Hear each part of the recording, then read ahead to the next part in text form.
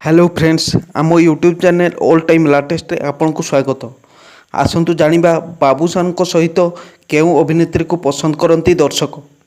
तेबे संपूर्ण खबर जानिबा पई हेले भिडियोटी को प्रथम शेष पर्यंत देखंतु एवं भिडियोटी को सब्सक्राइब करंतु एवं बेल आइकनटी को दबाई दियंतु।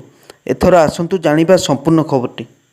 बॉलीवुड रे एबे अनुभव, अरिंदम, सब्यसाची, बाबूशान, आकाश और संबित भली आगधाड़ी नायक मान मध्यरु सबुठु बेसी लोकप्रिय हो पारिछंती बाबूशान।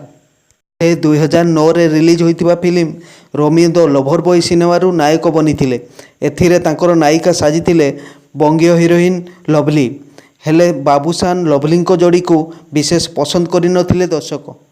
हेले तापरे बाबूशान और झिलिक जोड़ी को परदा को प्रथमे आनिबार श्रेय नेले निर्माता सीताराम अग्रवाल और निर्देशक सुशांत मणि। बाबूशान झिलिक जोड़ीर प्रथम फिल्म है आखिरे आखिरे। 2014 रे एहार मुक्तिलाभ होइतिला।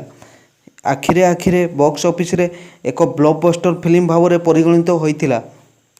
सही वर्ष प्रयोजक और निर्देशक पुणी बाबूशान और झिलिक जोड़ी को नहीं अन्य एक सुपरहिट फिल्म लेखु लेखु लेखिदेली उपहार देइथिले दर्शक को। 2015 पुणी बाबूशान को विपक्ष में नायिका भावे परदा को आसिथिले झिलिक फिल्म सुपर मिछुआरे।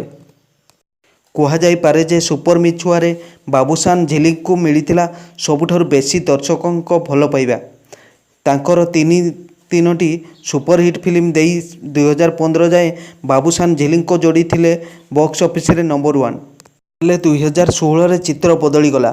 ए वर्ष बाबूशान झिलिक जोड़ी को अभिनीत जबरदस्त प्रेमिक रिलीज होइथिला किंतु सेभली कमाल करि नथिला। यापर बाबूशान शीतल जोड़ी को परदारे प्रथमे आनिबार क्रेडिट मिली थाए प्रयोजक संदीप राउतराय और अभिनेता मीनकेतन को। जो सिनेमा रे प्रथमे एही जोड़ी धमाल करथिले ताहा हैला जे जहा कहू मोर ढो। फिल्मटी विपुल व्यावसायिक सफलता हासिल करिबा परे बाबूशान शीतल जोड़ी प्रयोजकों पसंद बनी जाइथिले। एहा परे पुणी बाबूशान शीतल जोड़ी सीताराम अग्रवाल प्रयोजित तथा सुधांशु मोहन साहू निर्देशित भल पाए तो 100 रे नजर आसिथिले। एहा भी हिट होइतिला। तापरे एही जोड़ी को दर्शक तू जे सही वो सुना पिला टिके स्क्रू ढिला रे भी देखिबाकू पाइथिले। तापरे 2016 रे रज बजार रे रिलीज होइतिबा फिल्म लव स्टेशन रे एजावत प्रथम और अंतिम थर पई परदा को आसिथिबा बाबूशान एलिना को जोड़ी।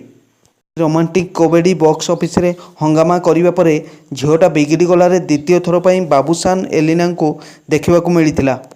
एहा परे दर्शक बाबूशान को अपोजिट रे भूमिका को केवल गोटे सिनेमा रे देखिबाकू पाइछंती। आउ प्रथम सिनेमा रे बाबूशान भूमिका को जोड़ी को दर्शक बहुत पसंद करिछंती। एही हिट जोड़ी तापस सरघरिया निर्देशित हीरो नंबर 1 श्रीमान सूरदास भली फिल्म रे नजर आछंती।